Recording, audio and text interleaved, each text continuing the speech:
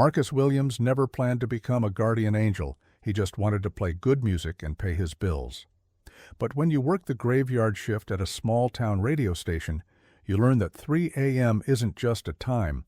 It's when people call you crying, when insomniacs need someone to talk to, and when the broken-hearted dial random numbers, hoping someone, anyone, will listen.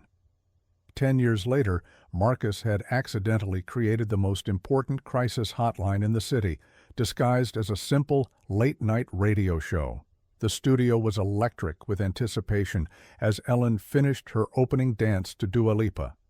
The audience was still buzzing from the surprise car keys giveaway, and the warm afternoon California sun streaming through the windows promised that this would be one of those episodes that people would remember long after the credits rolled. Marcus Williams sat in the green room, nervously adjusting his vintage band t-shirt and running his hands through his slightly disheveled dark hair.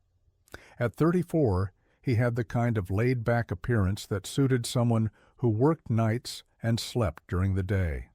Expressive brown eyes that seemed to hold the weight of 1,000 conversations, a gentle beard that framed a face marked by genuine empathy, and the relaxed posture of someone who was more comfortable behind a microphone than in front of television cameras.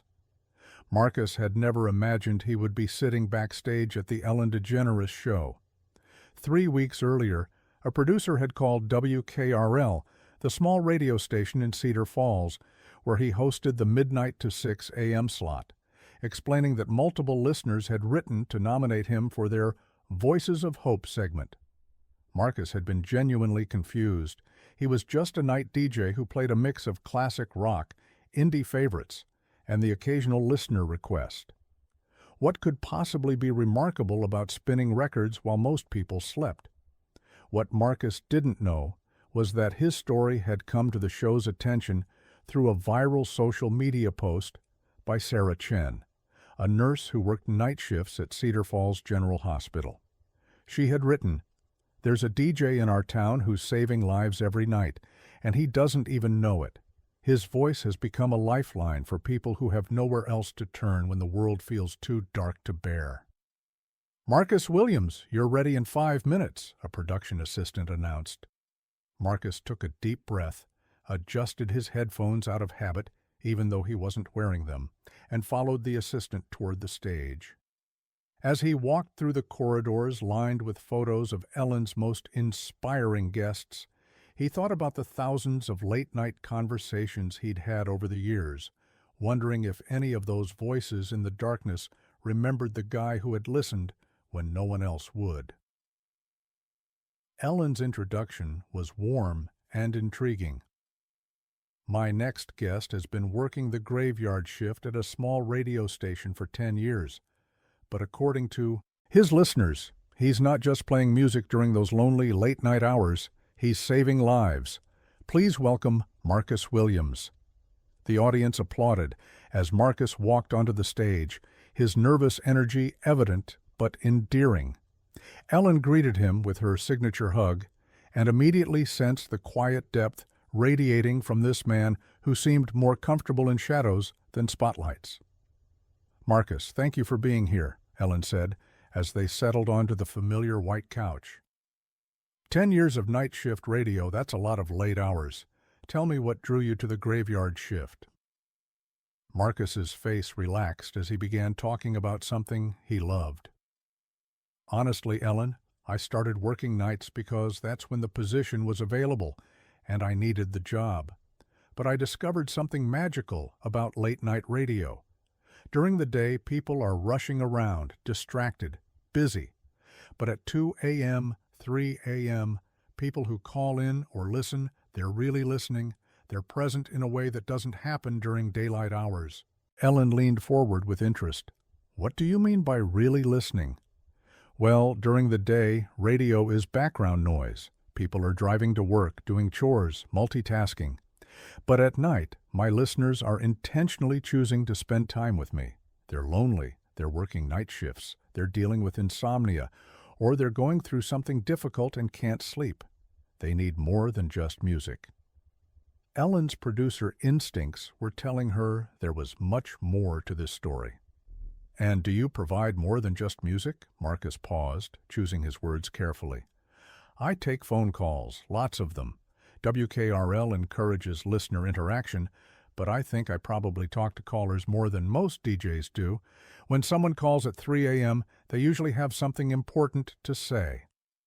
The studio had grown noticeably quieter as the audience sensed the depth of what Marcus was describing. "What kind of calls do you get?" Ellen asked gently. Marcus's voice grew softer as he began to share. "All kinds. Night shift workers who want someone to talk to during their break, insomniacs who can't sleep and just need human connection, new parents walking crying babies and desperate for adult conversation, but also people going through really difficult times." Ellen felt that familiar tightness in her chest that always preceded her most meaningful interviews. "Can you give me an example?" Marcus was quiet for a moment, then began speaking with the gentle authority of someone who had guided countless people through their darkest hours. "There was Jennifer. She started calling about 2 years ago, always around 3:30 a.m. She was going through a really messy divorce, had 2 young kids, and was working 2 jobs to make ends meet. She'd call during her break from her cleaning job at an office building, just needing someone to listen while she ate a sandwich alone in an empty break room." Marcus's voice grew stronger as he continued. "At first, she just wanted to request songs that reminded her of better times. But gradually, she started sharing more: her fears about custody, her worry about her kids, her struggle to rebuild her life. I started playing songs specifically for her, songs about strength, about hope, about new beginnings." Ellen's eyes were already glistening. "How long did Jennifer keep calling?" "About 1.5 years," Marcus said with a gentle smile. "Her last call was 6 months ago. She called to tell me she'd gotten promoted to office manager at one of the buildings she used to clean, and she'd won full custody of her kids. She said our late-night talks had kept her going when she wanted to give up." Ellen was leaning forward now, completely engaged. "Marcus, that sounds like you were providing counseling, not just DJ services." "I don't have any formal training," Marcus said quickly. "I just listen. Sometimes that's all people need. Someone who will listen without judgment, without trying to fix everything. Just someone who cares. Enough to stay on the line." The audience was completely silent now. Several people in the front row were wiping their eyes. "Are there other stories like Jennifer's?" Ellen asked. Marcus nodded, his eyes filling with emotion. "So many. There's Tom, a truck driver who calls every Wednesday night around 2 a.m. when he's driving through our area. His wife died 3 years ago, and he says my voice keeps him company on the loneliest stretch of highway. There's Maria, a teenage girl whose parents work nights, and she calls when anxiety attacks keep her awake. And there's Robert, an elderly man whose wife has dementia, and he calls when he needs a break from being a caregiver 24/7. Ellen stood up and walked around the coffee table, clearly moved by what she was hearing. "Marcus, do you realize what you've done? You've created an informal crisis support system that operates while the rest of the world sleeps." "They help me too," Marcus said quietly. "Every person who trusts me with their story teaches me something about resilience, about hope, about the power of human connection. I may be alone in that radio booth, but I'm surrounded by voices of people who refuse to give up." Ellen looked toward her producers in the booth and made the gesture that meant, whatever happens next, we're going with it. "Marcus, I think there are some people who want to meet you," Ellen announced. Marcus looked confused as several people began walking onto the stage from different entrances. First came a professional-looking woman in her 40s with bright eyes and a confident smile. Then a burly man in his 50s wearing a trucker's cap. Finally, a young Latina woman who appeared to be in her early 20s. Marcus's face went completely white, as voices he had known for years materialized into real people. "Jennifer?" he said, standing up quickly. "Tom? Maria? What are you doing here?" Jennifer approached Marcus with tears already streaming down her face. "Marcus, we're here because you saved our lives, and the world needs to know who you are." Tom stepped forward, his gruff exterior softening completely. "Son, you've been my traveling companion for 3 years.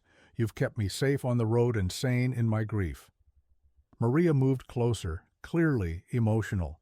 "Marcus, you talked me through panic attacks, helped me with homework over the phone, and made me feel less alone when my parents were working and I was scared." Marcus was overwhelmed, seeing the faces that belonged to voices he had known intimately but had never imagined meeting. Ellen waited for the emotional greetings to settle before addressing the group.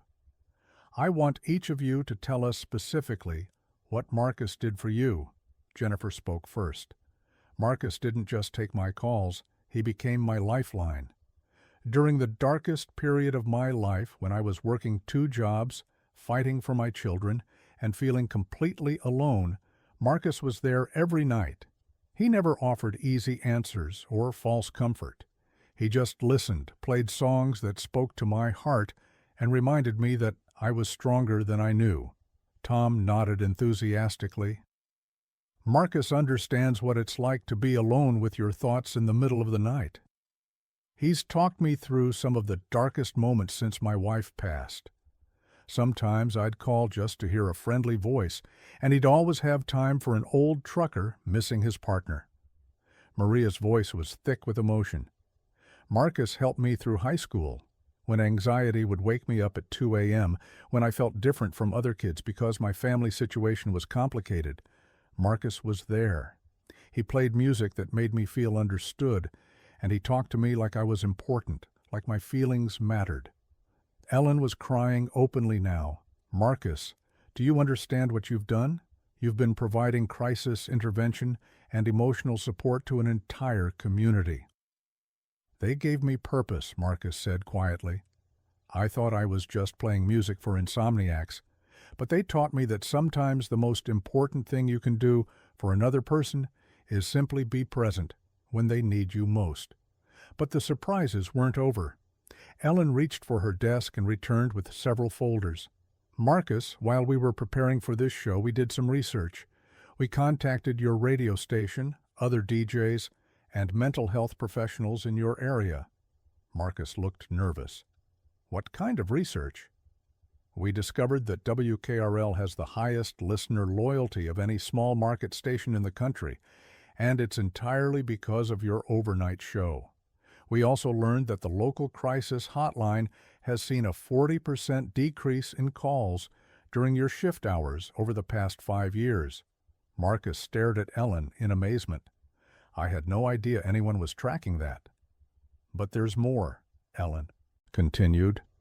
"We also discovered that you've never taken a vacation in 10 years because you didn't want to let your listeners down, and that you personally pay for a premium streaming music service so you can find exactly the right songs for people who call in with specific requests." Ellen stood up and walked to her desk, returning with her personal checkbook. "Marcus, for 10 years, you've been providing mental health services, crisis intervention, and emotional support while being paid as a radio DJ." Ellen began writing a check as she spoke. "I'm writing you a check for $75,000 because you've been doing the work of a professional counselor while earning minimum wage." The audience erupted in applause as Ellen handed Marcus the check, but Ellen held up her hand. "But Marcus, I want to do something else. I've been in contact with several major radio networks, and they want to offer you something incredible." Marcus sat down heavily on the couch, overwhelmed by everything that was happening. "Sirius XM wants to give you your own national show called The Night Voice. It would be a late-night program specifically designed for people who need someone to talk to during the hardest hours. You'd have a team of trained counselors to support you, and you'd reach millions of people instead of just your local community." Marcus looked at Jennifer, Tom, and Maria, then at Ellen, then at the audience of people who were giving him a standing ovation. "But what about my listeners in Cedar Falls?" Marcus asked. "They depend on me." "We've thought of that too," Ellen said with a smile. "Your local show would continue with a new DJ, but you'd also do a national simulcast 3 nights a week. Your Cedar Falls family wouldn't lose you, and you'd be able to help people all across the country." Jennifer reached over and took Marcus's hand. "Marcus, you helped us find our voices. Now it's time for the whole world to hear yours." "Yes," Marcus whispered, then louder, "Yes." 6 months later, The Night Voice with Marcus Williams had become the most popular overnight radio show in the country. Marcus had moved to a larger studio, but kept the intimate, conversational tone that had made his local show so powerful. Ellen visited Marcus's new studio 3 months after the show and found him in his element, taking calls from listeners across the country who had found hope in his voice. "Any regrets about going national?" Ellen asked. Marcus smiled, adjusting his headphones as he prepared for another caller. "None at all. I thought I was helping one person at a time in one small town, but now those conversations are happening everywhere. The darkness is still there, but now there are more voices cutting through it." The success of The Night Voice had sparked conversations about the importance of overnight programming and mental health resources during late-night hours. Other radio stations began training their overnight DJs in basic crisis communication, and the model Marcus had accidentally created became a template for community support, because sometimes the most powerful medicine isn't found in hospitals or therapy offices. It's found in a small radio booth where someone cares enough to stay awake, to listen, and to remind strangers in the darkness that morning always comes, and they're never as alone as they think.